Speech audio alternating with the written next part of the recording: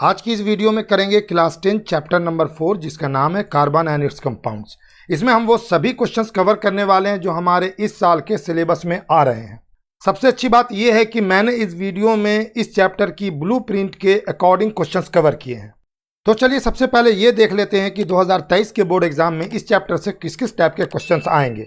CBSE द्वारा जारी किए गए सैंपल पेपर को देखने और एनालिसिस करने के बाद ये बात पूरी तरह क्लियर हो जाती है कि एग्जाम में इससे दो टाइप के क्वेश्चंस पूछे जाएंगे।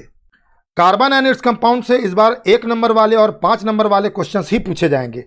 1 नंबर वाला एक सवाल पूछा जाएगा और 5 नंबर वाला एक सवाल पूछा जाएगा। इस तरह इस चैप्टर से कुल 2 सवाल आएंगे जिससे टोटल 6 मार्क्स का क्वेश्चन आएगा। तो इस तरह आपको इस चैप्टर से ओनली 1 मार्क और 5 मार्क्स वाले क्वेश्चंस की तैयारी करनी चाहिए और इसी हिसाब से चैप्टर की रीडिंग और रिवीजन भी करनी चाहिए। 1 नंबर का भी ध्यान रखना और 5 नंबर का भी। सैंपल पेपर को देखने के बाद तुम्हें यह अंदाजा तो पूरी तरह हो गया होगा कि सीबीएसई 5 मार्क्स वाले क्वेश्चंस में भी 2-3 छोटे छोटे क्वेश्चन मिक्स करके पूछ लेता है, इसलिए थोड़ा ध्यान रखना और थोड़ा होशियार रहना। आओ अब ये देख लेते हैं कि एनसीईआरटी बुक से इस चैप्टर को रिवाइज करते टाइम किस किस चीज़ पर थोड़ा स्पेशल ध्यान देना है, क्योंकि इस बार ये चैप्टर पूरा आ रहा है, कुछ भी कटा नहीं है, इसलिए पूरा चैप्टर ही कवर करना है और साथ में कुछ पोर्शन को स्पेशल ध्यान देना है। तो चलो देख लेते हैं।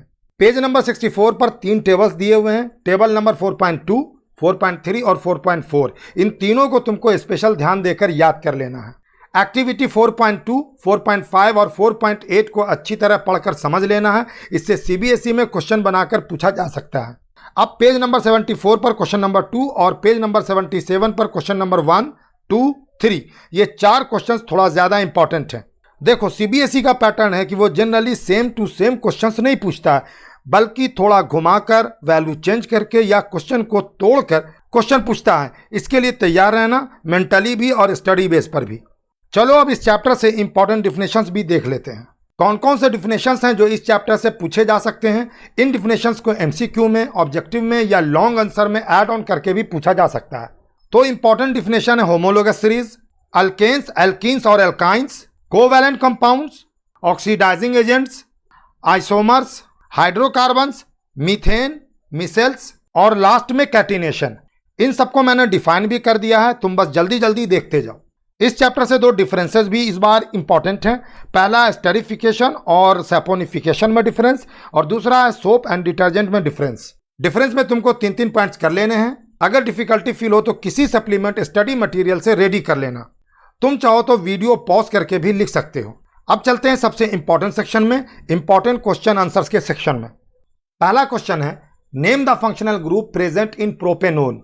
प्रोपेनोन में प्रेजेंट फंक्शनल ग्रुप का नाम बताइए। इसका आंसर है कीटोन। अगला सवाल है name a cyclic unsaturated carbon compound. एक ऐसे कार्बन कंपाउंड का नाम बताना है जो अनसैचुरेटेड हो और जिसका स्ट्रक्चर साइक्लिक हो। तो इसका आंसर है बेंजीन। नेक्स्ट क्वेश्चन है how are covalent bonds formed. Covalent bonds कैसे बनते हैं। तो इस सवाल का जवाब एकदम इजी है। कोवैलेंट बॉन्ड्स एटम्स के बीच इलेक्ट्रॉन की शेयरिंग से बनते हैं, यानी जब 2 एटम्स एक दूसरे से वैलेंस इलेक्ट्रॉन्स को आपस में शेयर करके बॉन्ड फॉर्म करते हैं तो जो बॉन्ड बनता है वो कोवैलेंट बॉन्ड है। चलो नेक्स्ट क्वेश्चन पर मूव करते हैं। Right the molecular formula of first 2 members of homologous series having functional group Cl। उस होमोलोगस सीरीज के पहले 2 मेंबर्स के नाम लिखें जिनमें क्लोरो फंक्शनल ग्रुप पाया जाता है। तो इसका आंसर है CH3Cl और C2H5Cl, यानी क्लोरोमीथेन और क्लोरोइथेन। अगला क्वेश्चन है which element exhibits the property of catenation to maximum extent and why. कौन सा एलिमेंट है जो कैटिनेशन की प्रॉपर्टी को बहुत अच्छी तरह दिखाता है और क्यों दिखाता है। इस क्वेश्चन का आंसर है कार्बन। कार्बन में क्योंकि 2 कार्बन एटम आपस में स्ट्रॉन्ग कार्बन कार्बन बॉन्ड बनाते हैं। Next question name the process of converting vegetable oil to vegetable ghee. Vegetable oil को वेजिटेबल घी में कन्वर्ट करने के प्रोसेस को क्या कहते हैं। इसका आंसर है हाइड्रोजिनेशन। हाइड्रोजिनेशन एक एडिशन रिएक्शन है जिसमें कार्बन के डबल या ट्रिपल बॉन्ड के साथ हाइड्रोजन ऐड होता है, लेकिन इसके लिए निकल जैसे किसी कैटलिस्ट की ज़रूरत होती है। हाइड्रोजिनेशन से अनसैचुरेटेड हाइड्रोकार्बन सैचुरेटेड हाइड्रोकार्बन में कन्वर्ट हो जाता है। अगला क्वेश्चन है right the number of covalent bonds in the molecule of ethane. Ethane के मोलेक्यूल में कितने कोवैलेंट बॉन्ड्स होते हैं। इथेन का फॉर्मूला है C2H6। पहले कार्बन एटम के साथ 3 हाइड्रोजन एटम जुड़े होते हैं, फिर दूसरे कार्बन एटम के साथ भी 3 हाइड्रोजन एटम जुड़े होते हैं और कार्बन कार्बन के बीच भी एक कोवैलेंट बॉन्ड बनता है, इसलिए इसका आंसर है 7 कोवैलेंट बॉन्ड्स। बढ़ते हैं नेक्स्ट क्वेश्चन की तरफ। Right the chemical formula and name of the compound which is the active ingredient of all alcoholic drinks, list its 2 uses, write chemical equation and name of the product formed when this compound reacts with sodium metal and hot concentrated sulfuric acid। उस compound का नाम बताइए और chemical formula भी बताइए जो सारे alcoholic drinks का एक्टिव इंग्रेडिएंट है। इसके 2 यूज लिखें।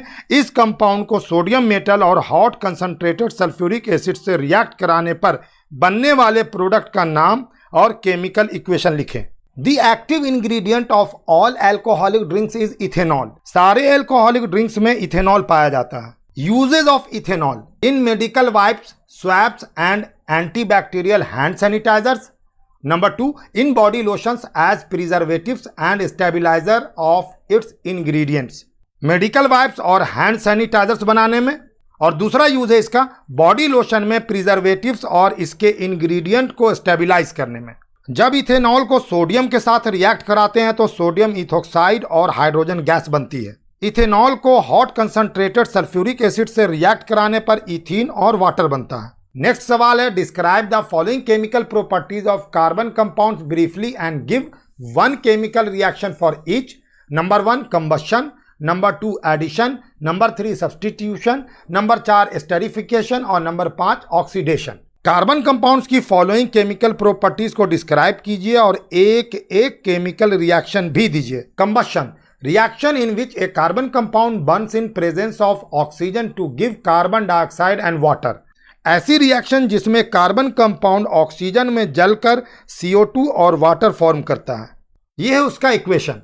Addition, unsaturated carbon compounds add hydrogen to them in the presence of catalysts such as nickel और palladium to form saturated hydrocarbons। जब अनसैचुरेटेड कार्बन कंपाउंड्स निकेल और पैलेडियम जैसे catalyst के presence में hydrogen को ऐड करके saturated hydrocarbon में convert हो जाते हैं तो इसे एडिशन कहते हैं। C2H4 अनसैचुरेटेड हाइड्रोकार्बन है, इसमें डबल बॉन्ड होता है। जब यह निकेल की प्रेजेंस में हाइड्रोजन से रिएक्ट करता है तो इथेन बनता है। इथेन सैचुरेटेड हाइड्रोकार्बन है जिसमें सिंगल बॉन्ड पाया जाता है। Substitution, reaction in which hydrogen is replaced slowly and constantly until all the hydrogen atoms are removed। ऐसी रिएक्शन जिसमें हाइड्रोकार्बन की हाइड्रोजन धीरे धीरे उस टाइम तक रिमूव होती रहती है जब तक सारे हाइड्रोजन एटम्स पूरी तरह रिमूव ना हो जाएं। जैसे CH4 plus Cl2 plus sunlight equals to CH3Cl plus HCl। Sunlight में मेथेन और क्लोरीन के बीच रिएक्ट कराने पर क्लोरोमीथेन और हाइड्रोक्लोरिक एसिड फॉर्म होता है। ये प्रोसेस तब तक चलता रहता है जब तक कि मेथेन की चारों हाइड्रोजन एटम को क्लोरीन रिप्लेस ना कर दे। Esterification, reaction in which alcohol is heated with a carboxylic acid in the presence of an acid which acts as a dehydrating agent. एक एसिड के प्रेजेंस में अल्कोहल और कार्बोक्सिलिक एसिड के बीच होने वाली रिएक्शन को एस्टरिफिकेशन कहते हैं क्योंकि इसमें एस्टर फॉर्म होता है। जैसे CH3COOH plus C2H5OH plus H equals to CH3COOC2H5 plus H2O। Acetic acid और इथेनॉल के बीच रिएक्शन कराने पर एथिल एसीटेट बनता है। एथिल एसीटेट एक एस्टर है। Oxidation, reaction in which alcohol is converted into corresponding carboxylic acid. वो रिएक्शन जिसमें अल्कोहल को कार्बोक्सिलिक एसिड में कन्वर्ट किया जाता है उसको हम लोग ऑक्सीडेशन कहते हैं।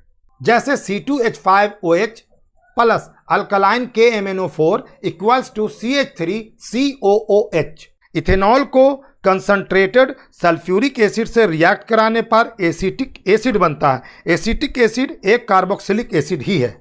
नेक्स्ट क्वेश्चन है, एक carbon compound P on heating with excess concentrated H2SO4 forms another carbon compound Q which on addition of hydrogen in the presence of nickel catalyst form a saturated carbon compound R 1 molecule of R on combustion forms 2 molecules of carbon dioxide and 3 molecules of water. Identify P, Q, R and write chemical equations for the reactions involved.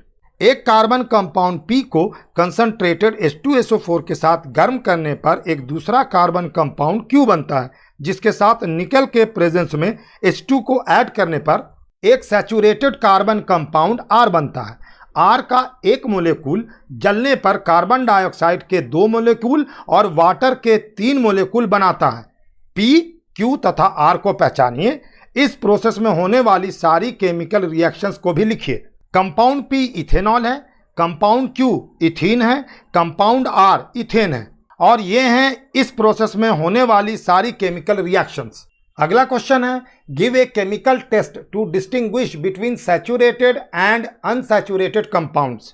Saturated और unsaturated hydrocarbons के बीच अंतर पता करने के लिए एक chemical test बताइए।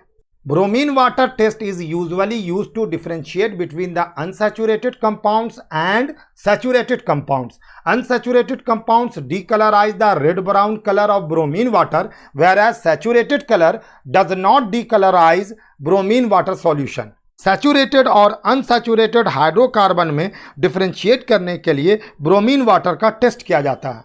अनसैचुरेटेड हाइड्रोकार्बन ब्रोमीन वाटर के रेड ब्राउन कलर को उड़ा देता है, जबकि सैचुरेटेड हाइड्रोकार्बन ब्रोमीन वाटर के कलर को डीकलराइज नहीं करता। नेक्स्ट क्वेश्चन है, why is reaction between methane and chlorine in the presence of sunlight considered A substitution reaction. Sunlight के प्रेजेंस में मीथेन और क्लोरीन के बीच होने वाली रिएक्शन को सब्स्टिट्यूशन रिएक्शन क्यों कहते हैं? When methane reacts with chlorine, the hydrogen atom of methane is replaced by chlorine atom step by step and hence it is termed as substitution reaction. जब मीथेन क्लोरीन से react करता है तो methane का चारों हाइड्रोजन एटम क्लोरीन के atom से धीरे धीरे रिप्लेस हो जाता है, इसलिए इस रिएक्शन को सब्स्टिट्यूशन रिएक्शन कहते हैं। अगला सवाल, what happens when ethanol reacts with sodium metal? Draw the structure of cyclohexane. जब इथेनॉल सोडियम से रिएक्ट करता है तो क्या बनता है और साइक्लोहेक्सेन का स्ट्रक्चर बनाइए। Ethanol reacts with sodium to produce sodium ethoxide and hydrogen gas. Ethanol sodium से रिएक्ट करके सोडियम इथोक्साइड और H2 गैस फॉर्म करता है, यानी हाइड्रोजन गैस बनाता है, और यह है साइक्लोहेक्सेन का स्ट्रक्चर। लास्ट क्वेश्चन है, a compound X on heating with excess concentrated sulphuric acid at 443 kelvin gives a saturated compound Y. X also reacts with sodium metal to evolve a colorless gas Z. Identify X, Y and Z. Write the equation of the chemical reaction of formation of Y and also write the role of sulfuric acid in the reaction. एक compound X को concentrated sulphuric acid के access के साथ 443 kelvin पर गर्म करने पर एक सैचुरेटेड कंपाउंड Y बनता है। X सोडियम मेटल से रिएक्ट करके एक कलरलेस गैस Z प्रोड्यूस करता है। X, Y और Z को पहचानिए। Y के फॉर्मेशन के रिएक्शन की केमिकल इक्वेशन लिखिए और इस रिएक्शन में सल्फ्यूरिक एसिड का रोल बताइए। Compound X is ethanol, Y is ethene and Z is hydrogen gas. Compound X ethanol है, Y इथीन है और Z हाइड्रोजन है। ये Y के फॉर्मेशन की रिएक्शन है। Concentrated sulfuric acid acts as a dehydrating agent in this reaction and removes a molecule of water. When ethanol X reacts with sodium colorless hydrogen gas Z is evolved. इस reaction में sulphuric acid dehydrating agent का काम करता है और water molecule को remove करता है। जब इथेनॉल यानी X सोडियम से रिएक्ट करता है तो कलरलेस हाइड्रोजन गैस बनती है। ये उसका केमिकल इक्वेशन है। वैसे तो ये सारे क्वेश्चंस देखते देखते 50 से 60% आपको याद हो गया होगा। बाकी इसके PDF की लिंक डिस्क्रिप्शन में दी हुई है, आप वहां से डाउनलोड करके लर्न कर सकते हो। मिलते हैं नेक्स्ट वीडियो में। Take care and good bye.